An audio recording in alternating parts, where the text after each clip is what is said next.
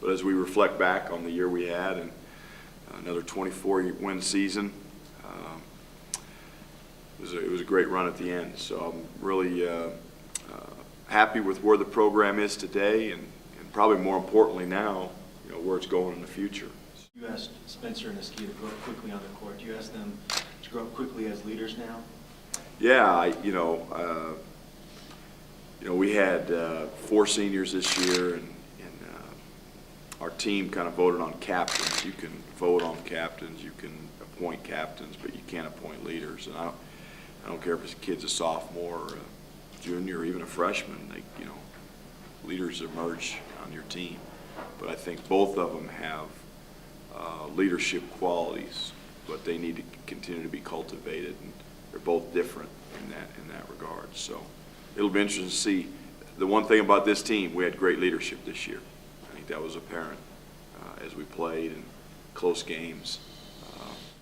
I've quit trying to predict incoming freshmen, what kind of freshman year they're going to have, because inevitably the guys you expect the most from, sometimes you get the least from, and sometimes the guys that you expect the least from produce the most. So I love all the guys that we signed early, and we're going to continue to recruit here late. But the 5 that we signed early all have the physical ability to come in and step in and play right away. I think they have a skill level, but who emerges and who does and who doesn't is going to be an interesting thing to watch. But do you see Xavier and/or Scott possibly filling those holes at the wing and the point?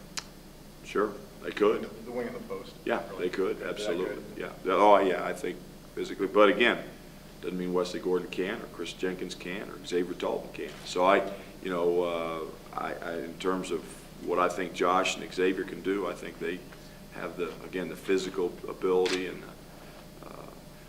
you just don't know how kids are going to react once they get on campus and they start going up against bigger, stronger, faster guys that. But they physically can translate for sure quickly. We're going to need some of them to step up. Again, I just don't know which ones they're going to be, and I'm been doing this long enough to know I'm not going to put them in a box. I'm just going to say, hey, we'll let that all sift itself out once we start practicing.